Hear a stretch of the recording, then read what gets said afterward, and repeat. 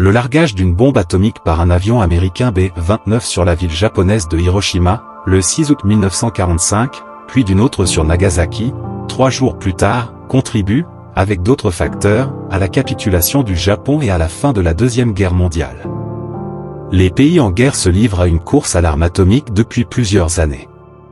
Le projet Manhattan, auquel participent plusieurs scientifiques de renom, permet aux Américains de faire sauter une première bombe atomique à titre expérimental le 16 juillet 1945, dans le désert du Nouveau-Mexique. Après le rejet par le Japon d'une offre de reddition sans condition, les Américains procèdent au largage d'une bombe de 20 kilotonnes sur Hiroshima, une ville de 250 000 habitants. Larguée par le B-29 Enola Gay le 6 août, l'arme tue plus de 80 000 personnes instantanément et ravage une grande partie de la ville. Une autre bombe atomique, dont les effets sont dévastateurs, s'abat sur Nagasaki le 9 août. Son explosion survient peu de temps après l'annonce de l'entrée en guerre de l'Union des républiques socialistes soviétiques, URSS, contre le Japon, le 8 août. Ces événements incitent le Conseil impérial et l'empereur à capituler le 14 août, mettant ainsi fin à la Deuxième Guerre mondiale. Le lendemain, l'empereur Hirohito en fait l'annonce à la nation lors d'une allocution radiophonique historique. Le 2 septembre, des délégués japonais signent l'acte de capitulation sur le cuirassé américain Missouri en présence de militaires alliés, dont le général américain Douglas MacArthur. Jean-Paul Sartre, la fin de la guerre. Plus d'un Européen eût préféré que le Japon fût envahi, écrasé sous les bombardements de la flotte, mais cette petite bombe qui peut tuer 100 000 hommes d'un coup et qui, demain, en tuera 2 millions, elle nous met tout à coup en face de nos responsabilités. À la prochaine, la Terre peut sauter. Cette fin absurde laisserait en suspens pour toujours les problèmes qui font depuis 10 000 ans nos soucis. La communauté qui s'est faite gardienne de la bombe atomique est au-dessus du règne naturel car elle est responsable de sa vie et de sa mort. Il faudra qu'à chaque jour, à chaque minute elle consente à vivre. Voilà ce que nous éprouvons aujourd'hui dans l'angoisse. Mais non, direz-vous, nous sommes tout simplement à la merci d'un fou. Cela n'est pas vrai. La bombe atomique n'est pas à la disposition du premier aliéné venu, il faudrait que ce fou fût un Hitler, et, de ce nouveau Führer, comme du premier, nous serions tous responsables. Ainsi, au moment où finit cette guerre, la boucle est bouclée, en chacun de nous l'humanité découvre sa mort possible, assume sa vie et sa mort. Les temps modernes, France, octobre 1945, p. 165 à 166. Harry S. Truman, président des États-Unis. Le fait que nous sommes en mesure de libérer l'énergie atomique inaugure une ère nouvelle dans la compréhension de la nature. Je vais proposer au Congrès de prendre immédiatement en considération la création d'une commission de contrôle pour la production et l'usage de l'énergie atomique aux États-Unis.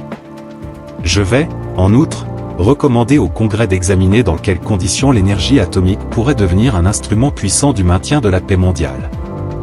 Normalement, tout ce qui concerne la production de l'énergie atomique sera rendu public.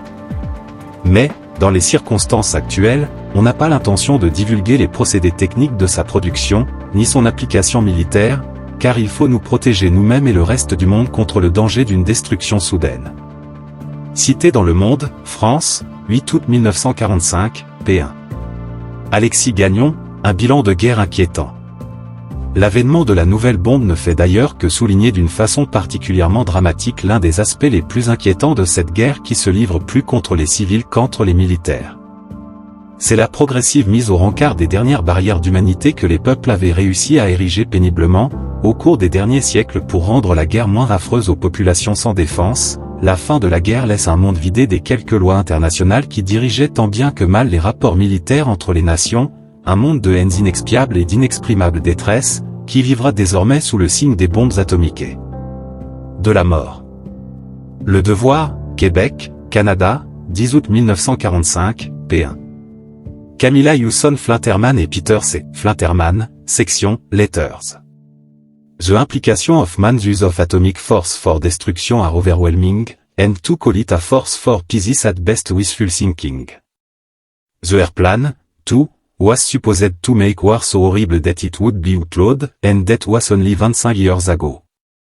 We must look for other way of ending war than by increasing its destructiveness, or we shall end by the total destruction of human society.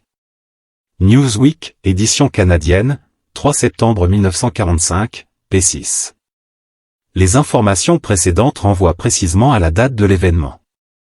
Le niveau de démocratie est établi à partir des travaux de l'équipe de Polity 4. L'indice renvoie à la démocratie institutionnelle. Les noms des gouvernants sont établis à partir de nos bases de données les plus récentes. Là où on ne trouve aucun nom pour chef du gouvernement, il faut conclure que le chef de l'État est aussi, et sans intermédiaire, le chef du gouvernement, ce qui est le cas des systèmes présidentiels classiques, les États-Unis par exemple. Obtenez des informations supplémentaires sur le profil général des pays, les gouvernants, le niveau de démocratie et les différents partis politiques ayant œuvré sur la scène nationale depuis 1945. Abonnez-vous à ma chaîne pour ne manquer aucune vidéo.